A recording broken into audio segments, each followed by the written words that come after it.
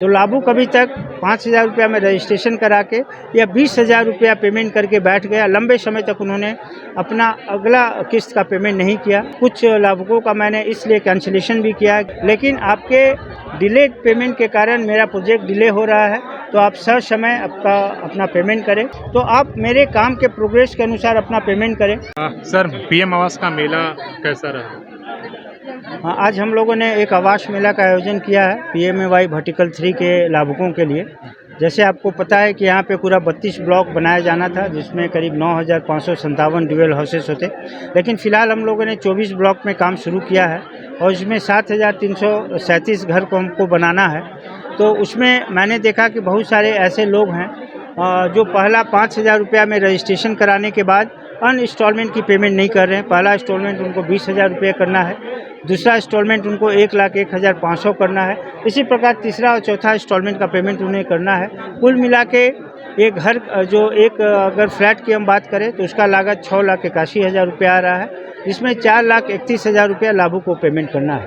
तो लाभुक अभी तक 5,000 रुपया में रजिस्ट्रेशन करा के या 20,000 रुपया पेमेंट करके बैठ गया। लंबे समय तक उन्होंने अपना अगला किस्त का पेमेंट नहीं किया, जिसके कारण हमारा ये प्रोग्रेस जो घर का बनना था वो काफ़ी रुक गया।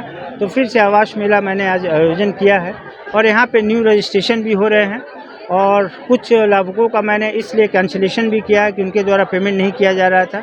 आज मैंने बैंकर्स को भी बुलाया है कि इन लाभुकों को कैसे इनको ऋण मिल पाए।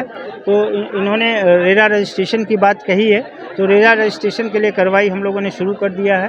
तो एक अहम कागज़ जो ऋण देने के लिए महत्वपूर्ण है बैंक के लिए, तो रेरा रजिस्ट्रेशन का काम पूरा हो जाएगा। और लाभुकों को से मैंने अनुरोध किया है कि आपको 4 किस्त में 1,01,500 रुपया पेमेंट करना है। तो पहले किस्त का पेमेंट आप खुद कर दें और बाकी आप बैंक से लोन ले लें। आप चारों किस्त का लोन लेना चाहते हैं तो मुझे कोई आपत्ति नहीं है, लेकिन आपके डिलेड पेमेंट के कारण मेरा प्रोजेक्ट डिले हो रहा है। तो आप समय अपना पेमेंट करें।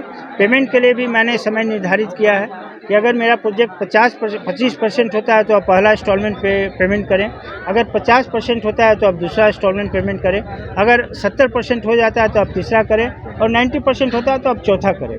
तो आप मेरे काम के प्रोग्रेस के अनुसार अपना पेमेंट करें। यहाँ घर मैं करीब 50% बना चुका हूँ और इन्होंने अपना 1,01,500 का पेमेंट मात्र 155 लाभुकों ने किया। तो ये मेरा जो आज आयोजन था आवास का, ये दोनों पे था।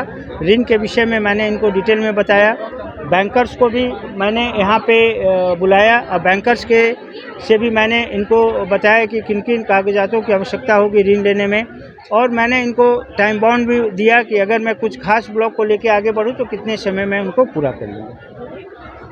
मेरा सवाल है कि सबसे ज़्यादा लोग आपके पास बात पर आपत्ति किए और सवाल पूछे कि हम एक साथ में 1 लाख कैसे जमा करेंगे, उस पर क्या आप करेंगे? क्या कोई देखिए, मैं किसी के व्यक्तिगत सवाल या व्यक्तिगत प्रॉब्लम में मैं कोई जवाब नहीं दूंगा। इसमें ये क्लियर है कि उनको 4 इंस्टॉलमेंट पेमेंट करना है, कुल 4,31,000 का उनको पेमेंट करना है, जो लाभुक अंशदान है।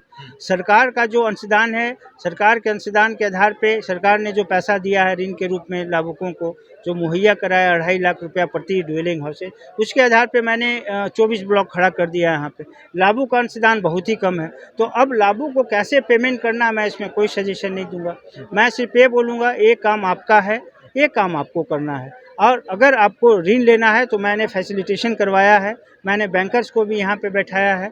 अब बैंकर्स को जिन 2 कागजात की आवश्यकता है जो मेरे द्वारा बैंकर्स को दिया जाना है वो मैं बैंक को दूंगा, और बाकी बैंकर्स लाभुक का कैपेबिलिटी को चेक करेंगे, उनको ऋण देंगे।